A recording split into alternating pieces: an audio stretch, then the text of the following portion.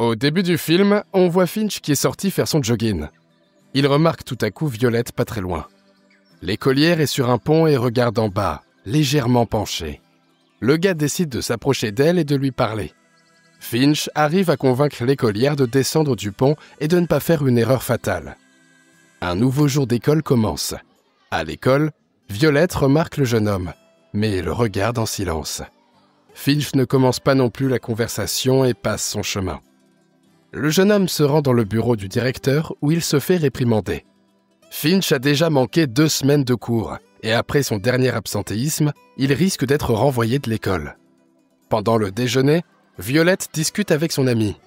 Amanda lui demande où elle a déposé son dossier d'inscription à l'université. Un garçon sympa aborde aussi Violette. Romer propose à l'écolière d'aller à une fête pour se détendre. Pendant ce temps, Finch observe Violette et se souvient que la fille a récemment perdu sa sœur. Les amis du gars trouvent bizarre qu'il s'intéresse autant à l'écolière. Finch rentre chez lui et discute avec sa sœur. Kate dit que leur mère est partie à Chicago pour le boulot. Pendant ce temps, Violette dîne avec sa famille. Son père essaie de la réconforter et lui dit que cette journée a aussi été difficile pour eux. Mais quand la mère de Violette met le gâteau sur la table, la fille quitte la table sans dire un mot. Finch cherche sur Internet des infos sur l'écolière. Il s'avère que la sœur de Violette, Eleanor, est morte sur ce pont dans un accident. Finch comprend enfin pourquoi l'écolière est venue là tôt le matin. Le lendemain, à l'école, Violette entre en classe et fait tomber ses affaires. Pour détourner l'attention de tout le monde, Finch fait tomber sa chaise et regarde tout le monde avec un air surpris. Quand Violette se rassied, il lui sourit gentiment. L'écolière lui rend son sourire. Mais quand Finch essaie de lui parler, la fille s'en va vite. De retour à la maison, le gars regarde le mur couvert d'autocollants et en ajoute un autre avec l'inscription « Parce qu'elle m'a souri ». Violette, pendant ce temps, discute avec sa mère.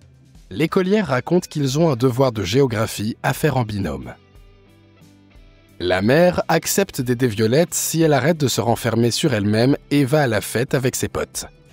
L'écolière va voir Amanda, mais elle s'en va presque tout de suite après s'être disputée avec Romer. Le mec est énervé que ça fasse des mois depuis la tragédie et que Violette ne soit toujours pas la même. En quittant la fête, l'écolière reçoit un message vidéo de Finch. Violette la rappelle et lui demande ce qu'il veut d'elle. Finch propose à l'écolière de se voir pour parler de ce qui s'est passé sur le pont. Pendant leur balade, le mec raconte qu'il a trouvé le site web de Violette et de sa sœur. L'écolière avoue qu'elle a abandonné le site et qu'elle a arrêté d'écrire après la tragédie. Finch propose à la fille de faire ensemble un projet de géographie, car il faut visiter plusieurs endroits dans l'Indiana et écrire à leur sujet. Le gars lui dit de réfléchir à sa proposition et lui donne un autocollant avec une citation de Virginia Woolf sur les 1000 possibilités cachées en chaque personne. L'écolière essaie quand même de refuser le projet, mais son prof de géographie n'est pas d'accord. Violette devient la partenaire de Finch, mais elle lui dit qu'elle ne prend pas la voiture. Le gars ne se décourage pas et propose de faire ce voyage à vélo. En chemin, Finch raconte qu'il aimerait visiter un endroit où personne n'est jamais allé. Finalement, le couple arrive au point le plus haut de l'Indiana. C'est un peu ironique que ce soit dans une forêt, et Finch en plaisante. Violette ne peut s'empêcher de sourire et finit par éclater de rire. À cet endroit, Finch décide de laisser un petit souvenir, puis joue avec l'écolière. À la maison, Kate remarque que son frère est devenu plus gentil et plus joyeux. Finch décide d'écrire à l'écolière et lui envoie une citation de Virginia Woolf. Violette ouvre aussi le livre et lui envoie une citation en réponse.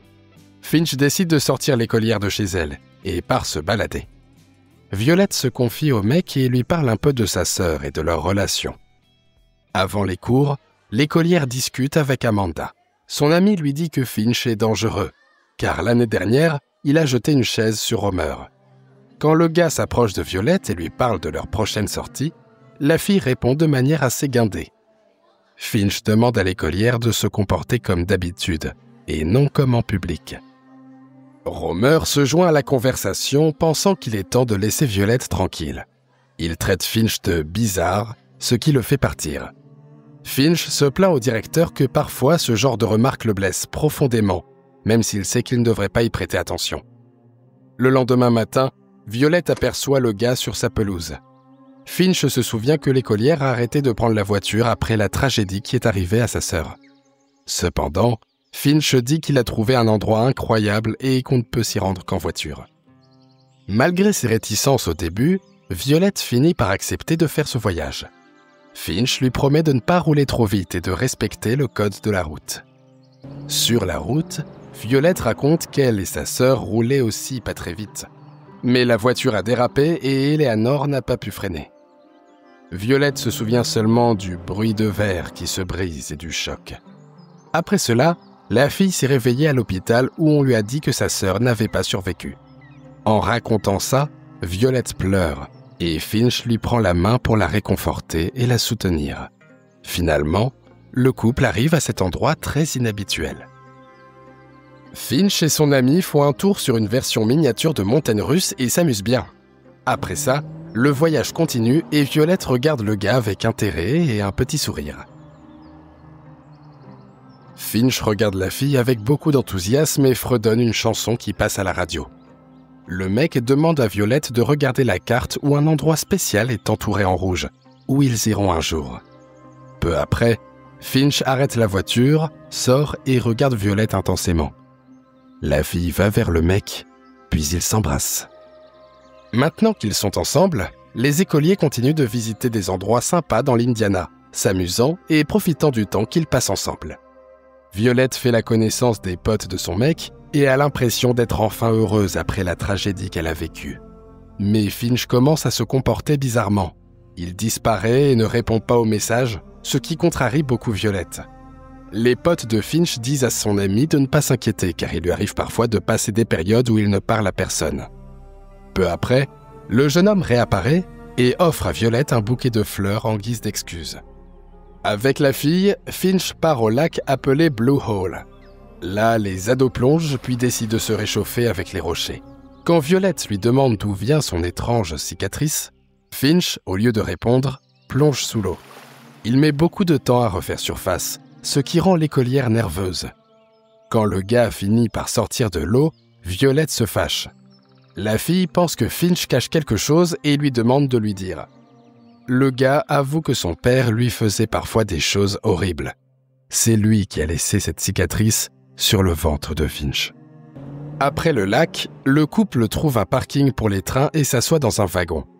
Les ados restent là tout seuls, puis s'endorment dans les bras l'un de l'autre. Le matin, Violette réalise qu'ils doivent rentrer à la maison de toute urgence. Les parents de la fille sont très inquiets, ce qui provoque une dispute. Finch est super triste de ne plus revoir sa copine. Il arrache les autocollants du mur et les recouvre de peinture bleue. À l'école, le couple se retrouve enfin. Romer crie des insultes à Finch qui pète un câble. Une bagarre éclate entre les deux gars dans le couloir. Après ça, Finch rentre chez lui puis disparaît à nouveau. Violette se rend compte qu'elle ne peut plus vivre comme ça, toujours inquiète pour son mec. Elle décide donc d'aller chez Finch où elle rencontre la sœur du gars. Pendant ce temps, Finch va à une séance de soutien psychologique. C'est là que Finch voit Amanda. Il s'avère que la joyeuse amie de Violette souffre de boulimie et veut mettre fin à ses jours. Finch raconte que parfois, dans des accès de rage, il fait des choses bizarres. Après la rencontre, le jeune homme rejoint sa sœur au bar. Kate dit que Violette est super inquiète et qu'elle est restée à la maison pour ça. Finch commence à parler de son père et demande s'il s'est déjà comporté comme un type sympa. Kate est énervée par cette conversation et ne comprend pas pourquoi il remue le passé. Finch est sur le point de dire à sa sœur ce qu'il ressent, mais il finit par mentir et dit que tout va bien. En rentrant chez lui, il trouve Violette dans la chambre. L'écolière est choquée par le désordre et demande à Finch pourquoi il a besoin d'autant d'autocollants. Le jeune homme lui explique que parfois il se sent vide et déprimé. C'est pourquoi Finch note ses pensées et ses sentiments pour les garder en mémoire dans ces moments-là. Le gars est énervé car Violette n'est pas bizarre, et donc elle ne pourra jamais le comprendre et encore moins l'aider. Finch chasse la fille et elle s'en va. Le lendemain, Violette appelle le gars en pleurant. L'écolière laisse un message dans lequel elle s'excuse d'avoir mis la pression sur Finch et lui demande de revenir. À la maison, Violette parle avec son père et lui dit qu'elle est très inquiète pour son copain. L'homme lui propose d'aller à un endroit qui était cher à Finch.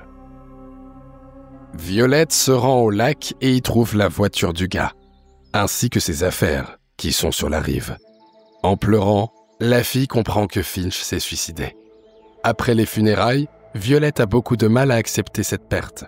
Avec le temps, la fille reprend des forces et regarde les affaires que Finch lui a laissées en souvenir. Violette se souvient de l'endroit que le gars voulait lui montrer et décide d'y aller pour honorer sa mémoire. La fille arrive à l'église et se demande pourquoi Finch a choisi cet endroit. Elle entre à l'intérieur et regarde autour d'elle, perplexe.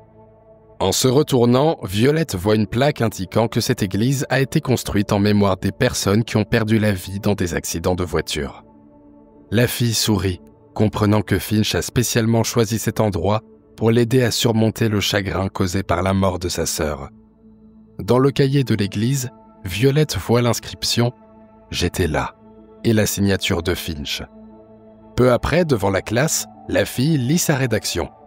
Elle y remercie Finch de lui avoir redonné la joie de vivre et de lui avoir appris à apprécier chaque instant, chaque endroit qui, à première vue, semblait tout à fait ordinaire.